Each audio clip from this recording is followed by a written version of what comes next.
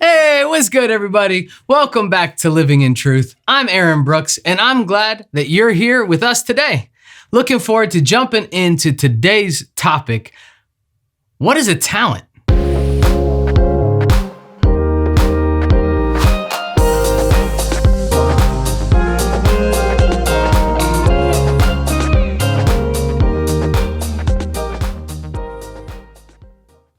All right, so here we go. We're going to jump into our handy dandy Bible app with Jesus talking in Matthew chapter 25, verse 14 through 30. It's a little bit more to read, but you need the whole thing so that we can then go in and kind of break it down a little bit. So, Matthew 25, verse 14. For it will be like a man going on a journey, who called his servants and entrusted them to his property. To one he gave 5 talents, to another 2, to another 1, each according to his ability. That's important. Remember that. Don't forget that. Then he went away. He who had received the 5 talents went at once and traded with them. He made 5 talents more. So also he who had the 2 talents made 2 talents more. But he who had received the 1 talent went and dug in the ground and hid his master's money. Now, after a long time, the master of those servants came and settled his accounts with them.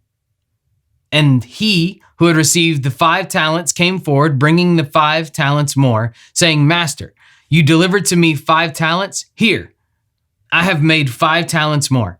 His master said to him, Well done, good and faithful servant. You have been faithful over a little. I will set you over much.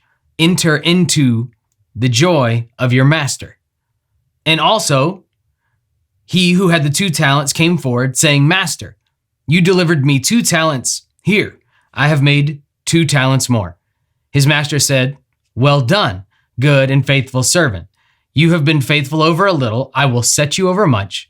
Enter into the joy of your master. He also had received the 1 talent, came forward saying, Master, I knew you to be a hard man, reaping where you did not sow and gathering where you scattered no seed. So I was afraid, and I went and hid your talent in the ground. Here, have what is yours. But his master answered him, You wicked and slothful servant. You knew that I reap where I have not sown and gather where I scattered no seed. Then you ought to have invested my money with the bankers, and at my coming I should have received what was my own with interest. So take the talent from him. Give it to him who has 10 talents. For to everyone who has will be given, or will more be given, and he will have an abundance. But from the one who has not, even what he has will be taken away. And cast the worthless servant into the outer darkness. In that place, there will be weeping and gnashing of teeth. Okay, so what is a talent? A talent in this is money. It's a type of currency. So the master left and gave one person 5, one person 2, one person 1. He gave it according to what? Each according to their ability. I told you to remember that. It's important because you got to understand he's not giving more than the servant can handle. So sometimes we're only going to be able to handle 1 talent. Sometimes we can handle 5. The master knows, God knows, and he's going to give you what you can handle. Not too much for you. Okay? So let's look on in a little bit more, but how much money are we talking about? Like, is a talent like, oh, he gave one $50, one $20, and one $10? No. A talent equates out to about 20 years of a day laborer's wage. 20 years worth of work. So he handed the first one 100 years worth of work, like payment for 100 years. The next one, he paid him and he gave him 2. So he gave him how much? 40 years worth of work. And the other one he gave the 20, right? So with the one, I think often we find it easy to ridicule that person, the same way the master did. But if we take a second and we identify and we think about it in our own life, how many of us have ever sat around with our talent, whether it's money, whether it's skill, whether it's time, whatever we have to invest in other people, and we've become hoarders, so to speak. We don't want to share it because maybe I only have one talent. Maybe I've only got a little bit of money. So if I give my little bit, it doesn't even make a difference, right?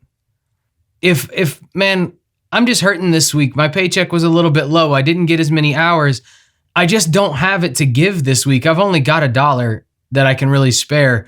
So for me to give my $1, that's not going to do anybody any good anyway. So I'm just going to keep it in the bank and hopefully I can give more next week.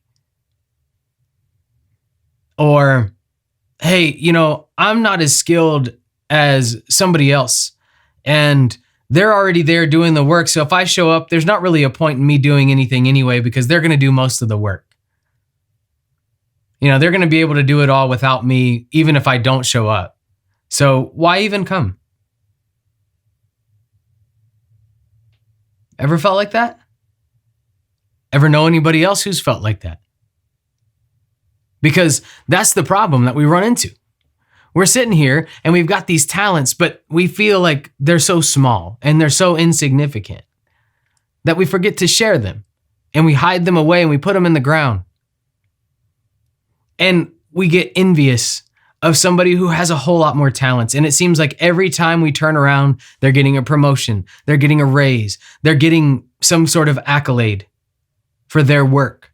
And it's like they've already got so much. What about me? Notice me. I'm down here. I don't have as much to give. What's wrong with me? Well, we talked about maximizing your gifts on Monday. What was the difference? It's the attitude. So here, it's important to understand if you've been given one talent, it's important for you to maximize that. What was the difference between the person with 5 and the person with 2? How did the master respond to them? Identically, right? He literally used word for word the same response. Well done, good and faithful servant. You've been faithful in little, so I'll put you over much. But wait a minute. 5 came back with 5 more and got well done. And 2 came back with 2 and got well done. They both got to enter into the joy of the master. So what's the difference? The master gave according to their ability and they maximized it. There's a word called stewardship.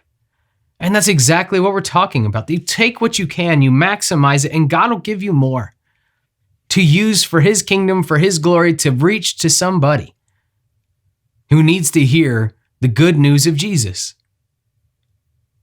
So don't hoard your one talent. Take your one talent and turn it into 2. Take your 2 and turn it into 4. You get what's going on here? It's because when you've been faithful with the little, then God's going to give you much more. He took from the one who had nothing at all hardly in comparison, and gave it to the one with the most. Why would you do that? Is it easier to double 2 or is it easier to double 5? The person who was given 5 was given the most responsibility. And he hit it out of the park. He doubled 5. That's incredible. 100% return on investment. Sign me up for that every day. You can take all my dollars.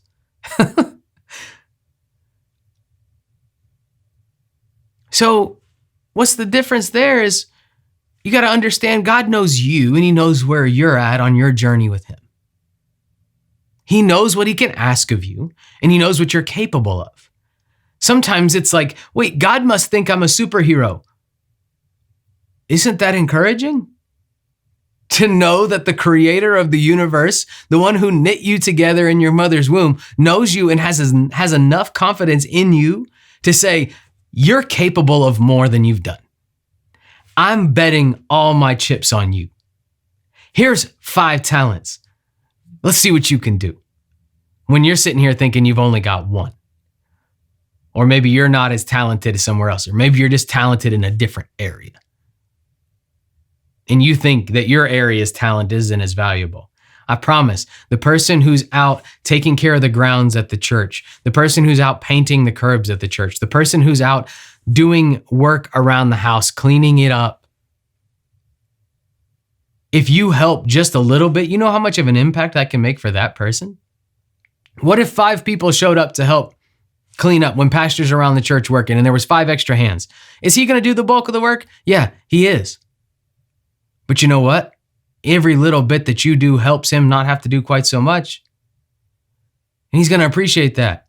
And as he gets used to you doing those things, he's going to give you more responsibility.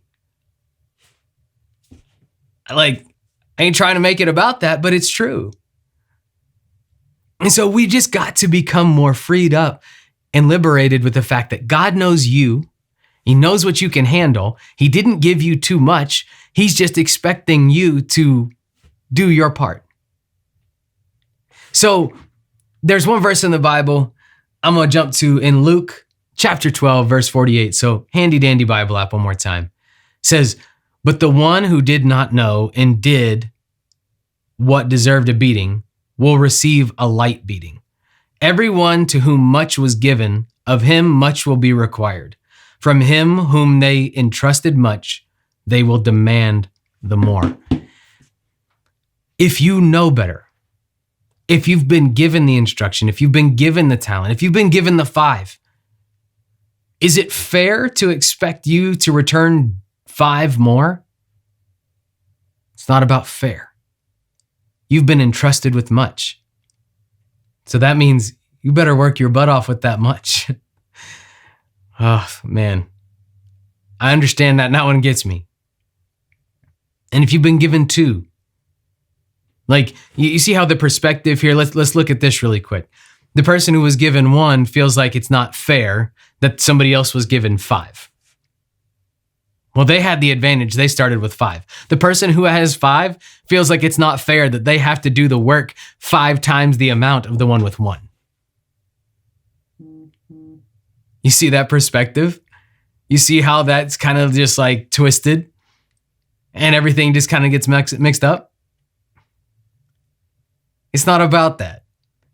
It's about that, okay, I've got mine, I'm going to maximize what I've got. So whether you've got 1, whether you've got 5, knowing to whom much is given, much will be required.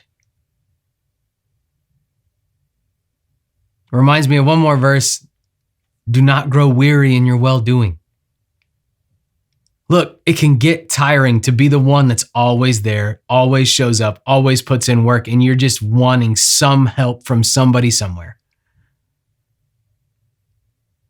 But you can't get tired of it because you've been given a lot and you've been entrusted with a lot.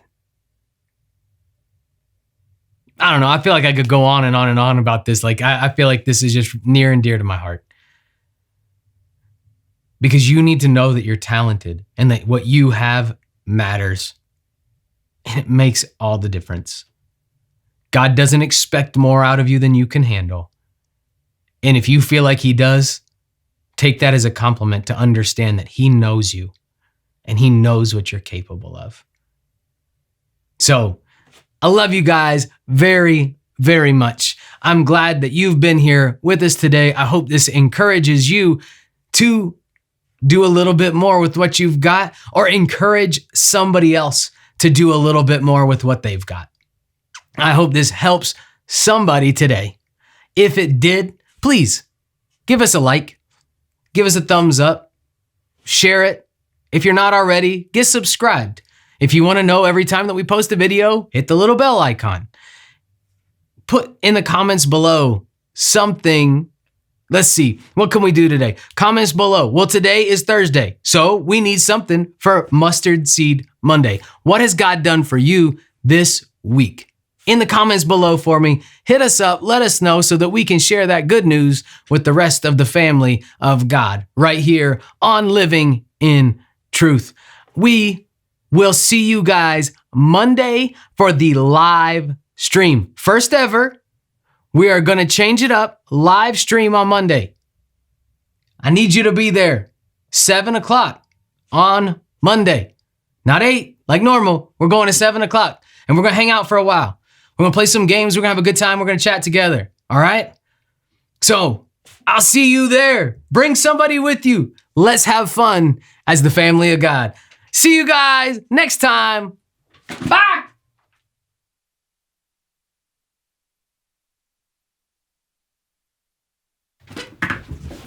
Man, everything about that was screwed up. Chair didn't spin. I didn't say see you right. What's wrong with me? See ya!